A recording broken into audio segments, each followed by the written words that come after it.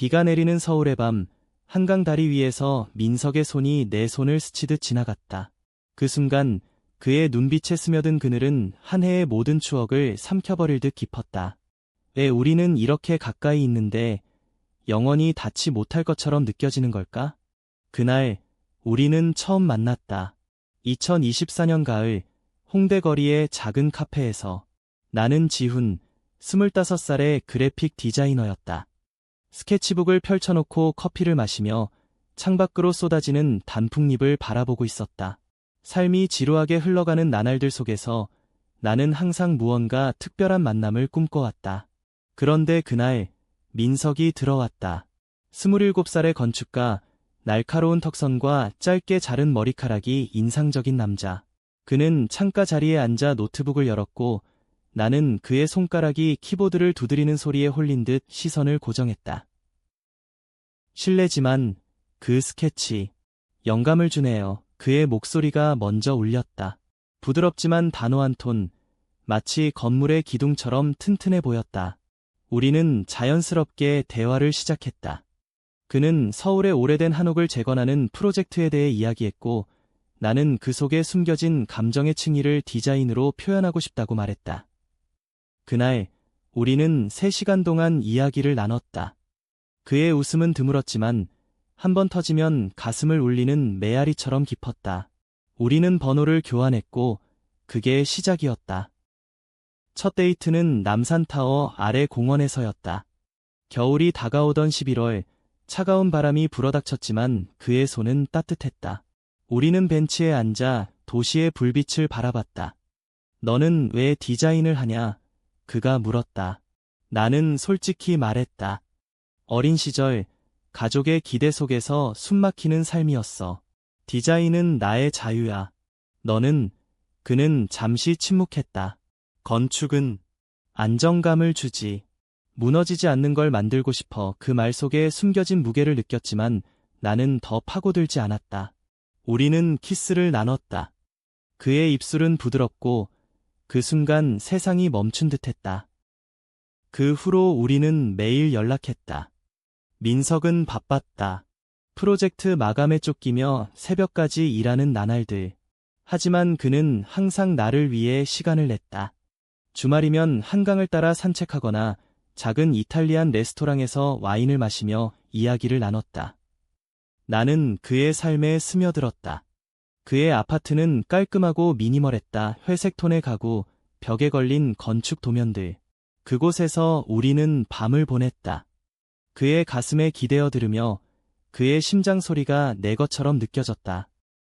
하지만 처음부터 미묘한 거리가 느껴졌다.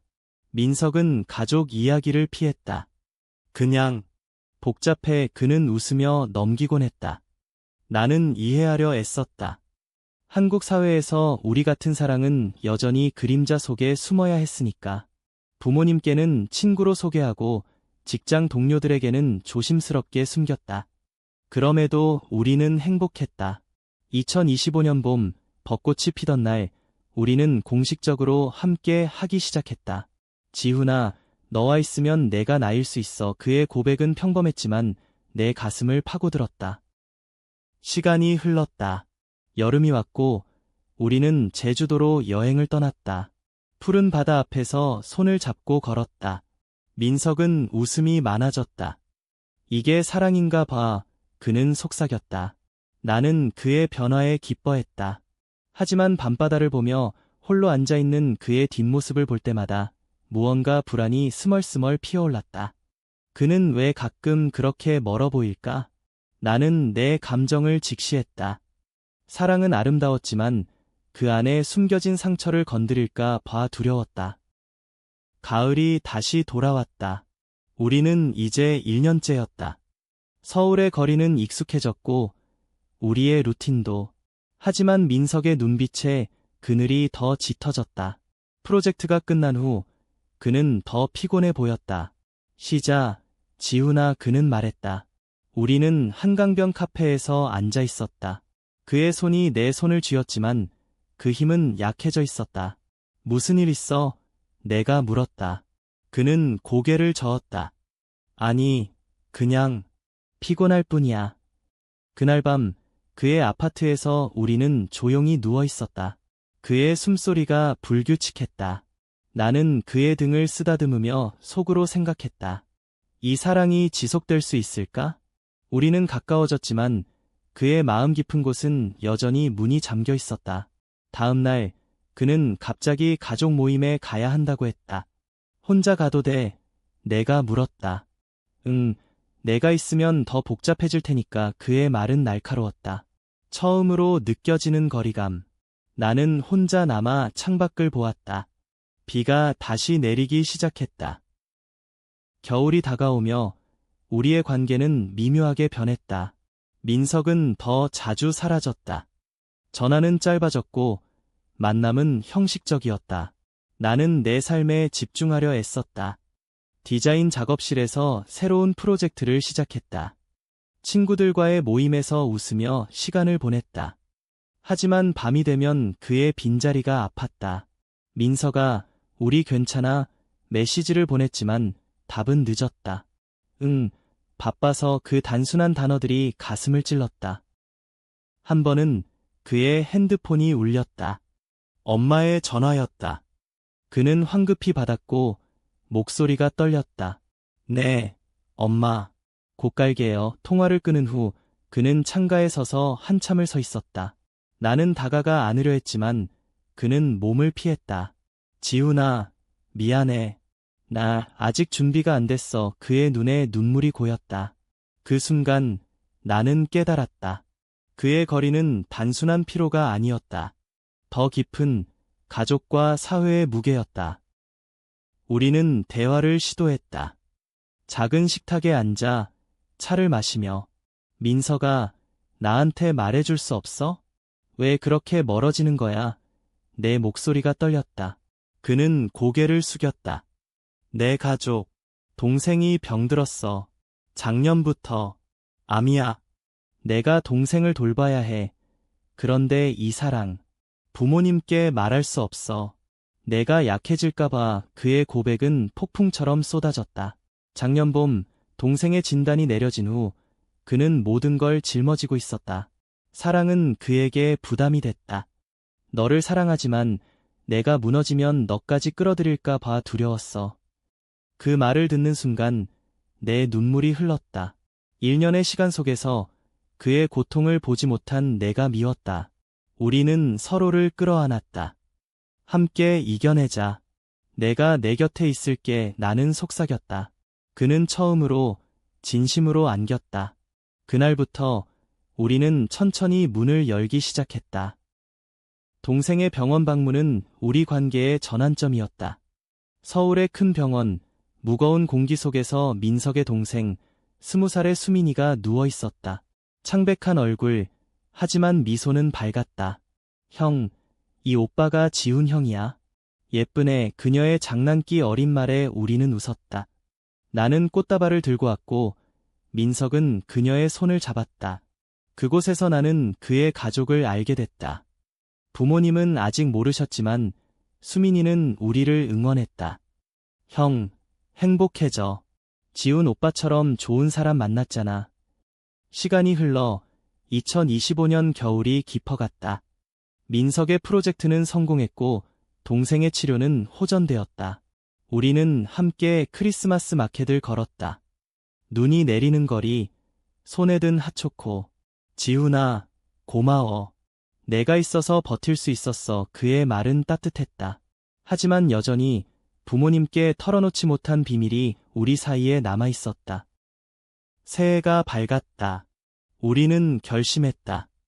민석의 집에서 가족 모임을 열기로. 부모님을 초대하고 나를 가장 친한 친구로 소개한 후 천천히 진실을 말할 계획이었다. 그날 식탁은 풍성했다. 민석의 어머니는 따뜻한 미소를 지었고 아버지는 조용히 술잔을 기울였다. 수민이가 우리를 보며 눈을 찡긋했다. 엄마, 아빠, 지훈 오빠는 형의 특별한 사람이에요. 그녀의 말에 공기가 멈췄다. 민석이 입을 열었다. 부모님, 지훈이는 제 연인입니다. 남자지만 제 인생의 일부예요. 침묵이 흘렀다. 어머니의 눈에 눈물이 고였고 아버지는 한참 만에 말했다. 민서가 내가 행복하다면 그게 다야. 그것은 완벽한 수용은 아니었지만 시작이었다. 우리는 울었고 안았고 그날 밤 한강을 걸으며 새해를 맞이했다.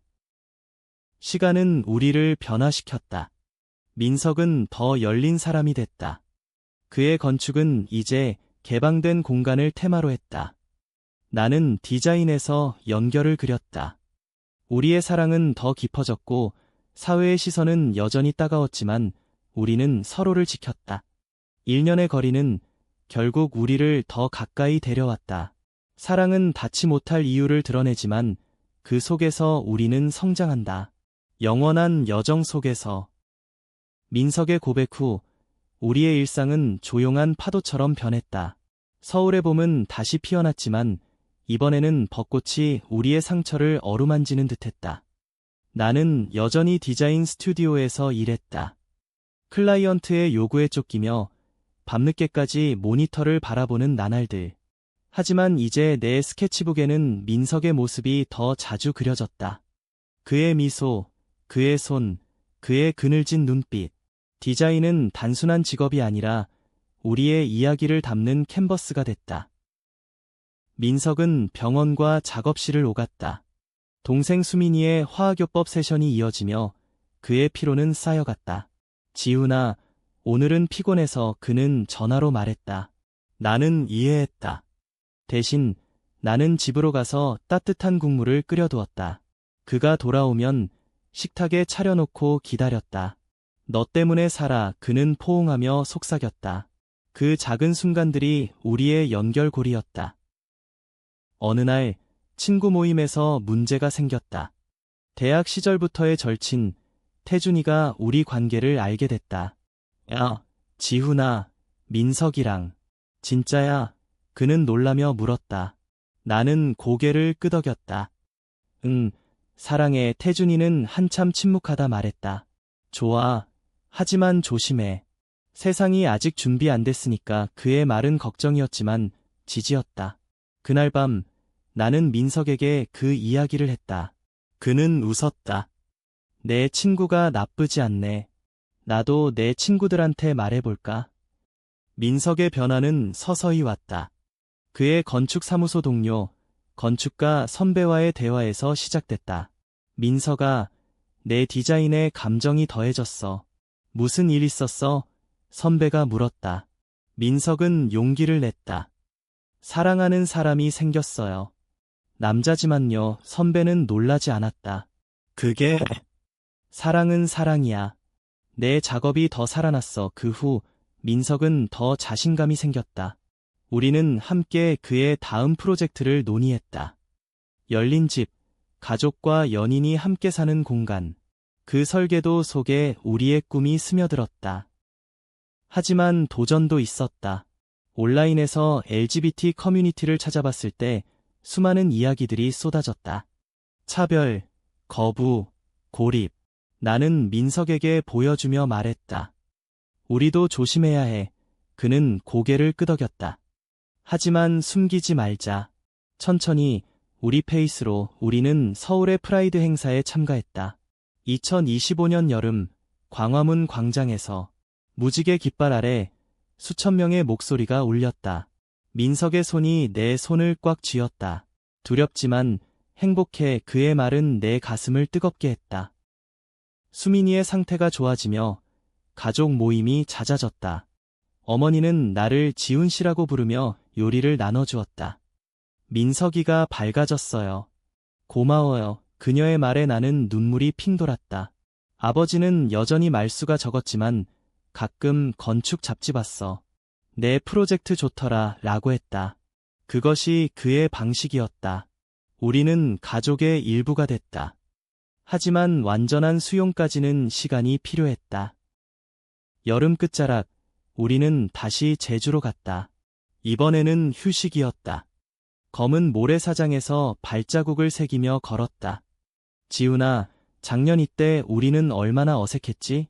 민석이 웃었다. 나는 그의 어깨에 머리를 깃봤다. 지금은 완벽해. 바다가 속삭이듯 우리의 미래를 약속했다. 가을이 오며 민석의 새 프로젝트가 시작됐다. 서울 도심의 커뮤니티 센터, LGBT 청소년들을 위한 공간. 그는 열정적으로 설계했다.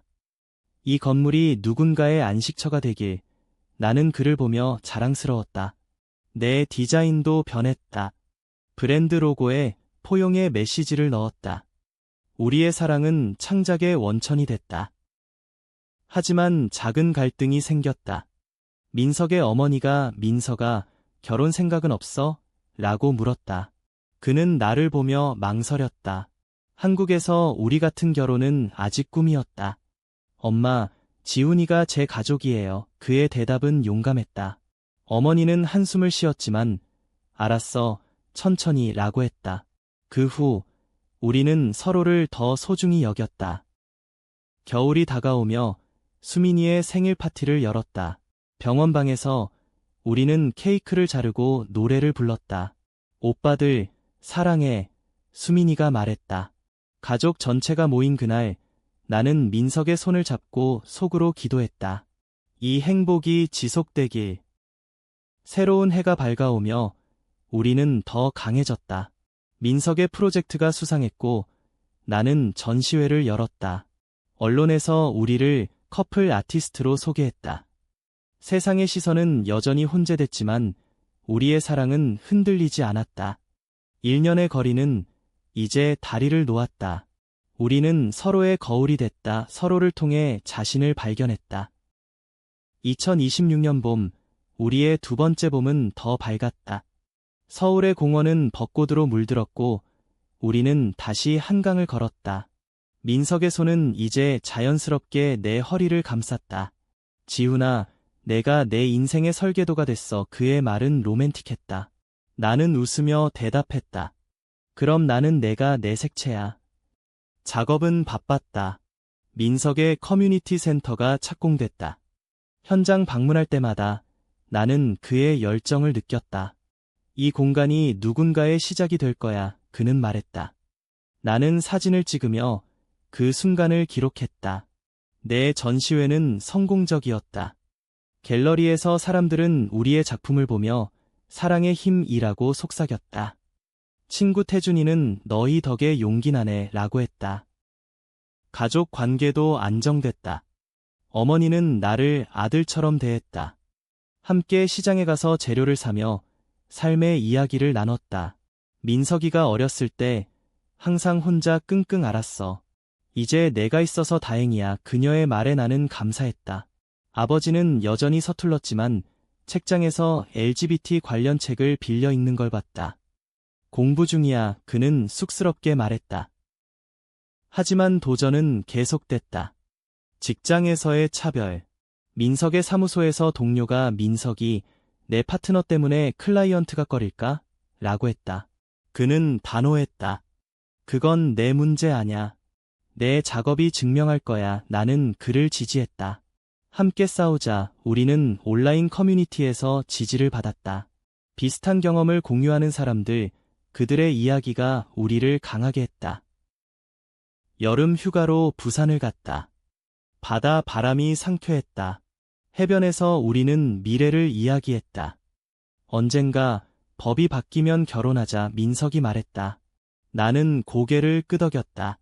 그날까지 매일이 우리의 결혼이야. 밤하늘의 별을 보며 우리는 키스했다. 그 순간 세상이 우리 편이었다. 가을, 수민이가 퇴원했다. 집으로 돌아온 그녀는 오빠들 덕에 살았어. 라고 웃었다. 우리는 파티를 열었다. 가족과 친구들이 모여 웃음소리가 가득했다. 그날 민석은 부모님께 완전한 이야기를 했다. 저희 사랑은 평범하지만 특별해요. 어머니는 안아주었고 아버지는 내 선택을 존중해 라고 했다. 눈물이 흘렀다. 수용의 순간. 겨울, 크리스마스는 특별했다. 트리를 장식하며 우리는 추억을 회상했다. 작년엔 얼마나 힘들었지. 하지만 그 덕에 지금 있어. 새해 저냐 불꽃놀이를 보며 우리는 약속했다.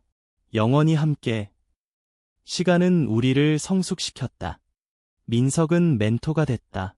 젊은 건축가들에게 사랑을 숨기지 마 라고 조언했다. 나는 워크숍을 열었다. 감정을 디자인하라. 우리의 여정은 타인에게 영감을 줬다. 하지만 작은 위기도 있었다. 피로가 쌓여 우리는 다퉜다. 왜 더 열리지 않아? 내가 소리쳤다. 그는 두려워 라고 인정했다. 우리는 상담을 받았다. 상담사는 사랑은 성장의 과정이야 라고 했다. 그 후 우리는 더 깊어졌다. 2027년 센터가 완공됐다. 오픈식에서 민석은 연설했다. 이 공간은 닿지 못한 사랑을 위한 다리입니다. 나는 무대 아래서 박수를 쳤다. 눈물이 흘렀다. 우리의 사랑은 이제 세상에 빛났다. 2해째 되는 봄, 우리는 더 자유로웠다. 서울의 거리는 우리에게 친절했다. 무지개 스티커를 붙인 카페에서 커피를 마시며 우리는 웃었다. 지훈아, 내가 내 비디야. 민석의 말은 여전했다. 프로젝트는 이어졌다. 민석의 센터는 인기였다. 청소년들이 찾아와 상담을 받았다. 형, 어떻게 커밍아웃 하세요? 그들은 물었다. 민석은 천천히 지지자를 찾아 라고 답했다. 나는 벽화 작업을 도왔다. 색채로 희망을 그렸다. 가족은 이제 우리를 완전히 받아들였다. 어머니의 생일에 우리는 함께 여행을 갔다. 강원도의 산장에서 따뜻한 불빛 아래 이야기를 나눴다. 민석아, 지훈이가 내 인생의 일부네. 어머니가 말했다. 아버지는 건축처럼 사랑도 튼튼히 지어라 라고 했다. 수민이는 언니처럼 될게 라고 장난쳤다. 사회적 활동이 늘었다. 우리는 LGBT 단체에 참여했다. 세미나에서 경험을 공유했다. 시간이 우리를 변화시켰어요. 청중의 박수가 따뜻했다. 하지만 혐오 발언도 있었다. 온라인 트롤링, 거리에서의 시선. 우리는 서로를 안심시켰다. 그건 그들의 문제야. 여름, 해외 여행을 꿈꿨다. 일본의 교토로 갔다. 사찰에서 우리는 평화를 느꼈다. 여기서처럼 우리 마음도 고요해지자. 밤, 료칸에서 누워 별을 봤다. 사랑은 국경을 넘었다. 가을, 넷의 전시회가 열렸다. 테마는 시간의 사랑. 민석의 사진이 포함됐다. 개막식에서 그는 이 작품들은 우리의 이야기야 라고 말했다. 언론이 취재했다. 한국의 LGBT 커플 아티스트. 겨울, 수민이의 대학 입학. 우리는 축하 파티를 열었다. 오빠들, 모델 커플. 그녀가 웃었다. 가족의 유대는 강해졌다. 작은 시련, 민석의 번아웃. 프로젝트 과부하로 쓰러질 뻔했다. 나는 그를 쉬게 했다.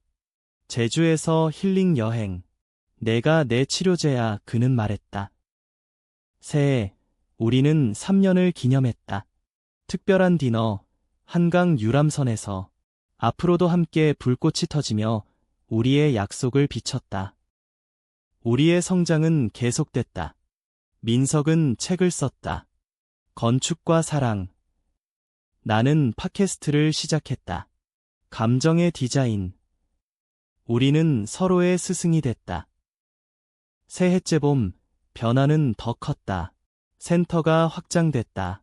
민석은 디렉터가 됐다. 이제 더 많은 사람을 도울게. 그의 열정은 불타올랐다. 나는 프리랜서로 전환했다. 자유로운 작업 속에 사랑의 테마를 깊게 파고들었다. 민석이 덕에 가능했어. 가족 모임은 전통이 됐다. 추석의 한옥에서 어머니의 음식, 아버지의 이야기.